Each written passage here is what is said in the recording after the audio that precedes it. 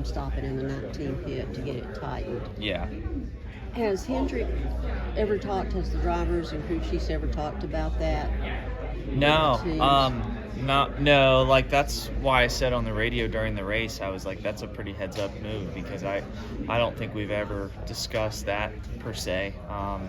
We discussed stopping and trying to back up if you're one pit stall away. But yeah, really heads-up move. Obviously, they had talked about that. Obviously, that was something that in one of their meetings they had said, hey, if this happens, this is a direction we would go. So yeah, I was definitely observant of that, and obviously it's one of those things that once it happens, you definitely are going to adjust and do. So hopefully we're never in that position, but if we are, try to be looking out for other pit boxes for our teammates. So it didn't come up in your competition meeting this weekend? Well, I wasn't in the competition meeting because we had the test at Charlotte. So that's right. Yeah, so I'm not sure what they talked about there, but yeah, definitely on our team. It wasn't a huge topic this week, but it was something that was on the radar for sure.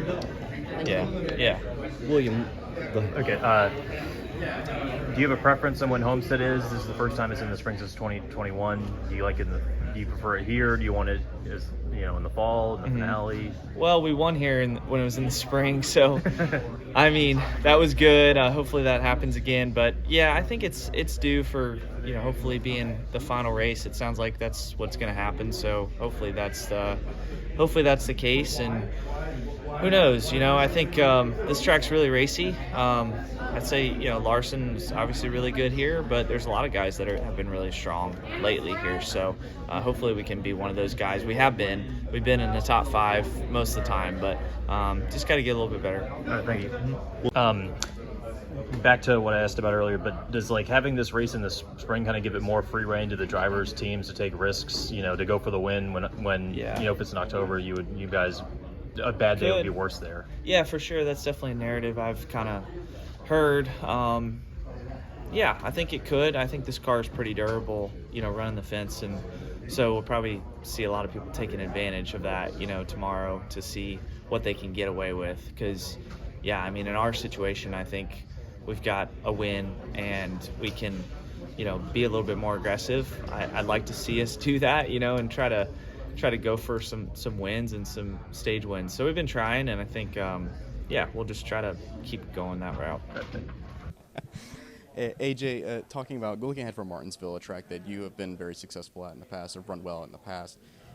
As far as the next-gen car goes, with all the changes that have occurred to it over the last few years and how much the tire has changed with Goodyear, do you feel like it's gotten better since it first showed up in 22, since the next-gen showed up in 22, and what else needs to change? Well, I mean, honestly, I can't speak on last year. I didn't run Martinsville either race. I will say, at Call It Racing in general, we have not had any success with this car at Martinsville. The short track program in general is kind of where we have really struggled. Watching the fall race last year, I thought that was by far the best race that this car had put on at that racetrack. So hopefully that's kind of the same theory with tire fall off. I still think it's, it seemed like it still takes 30, 40, 50 laps before the tires really start to wear, that you can start making passes. Everybody's so close in speed, you're just kind of stuck there from when you drop the green until the tires start falling off. But at least after that, there was definitely a lot of passing. The first year that I ran it, I just remember, and we weren't very good, and it took 90 laps for a car to pass me, and I was burning the rear tires off the car. So, hopefully that we're kind of on that same program. And, for us in general, we kind of get the short track program a little bit better, because I have not really had any fun in this car around Martinsville.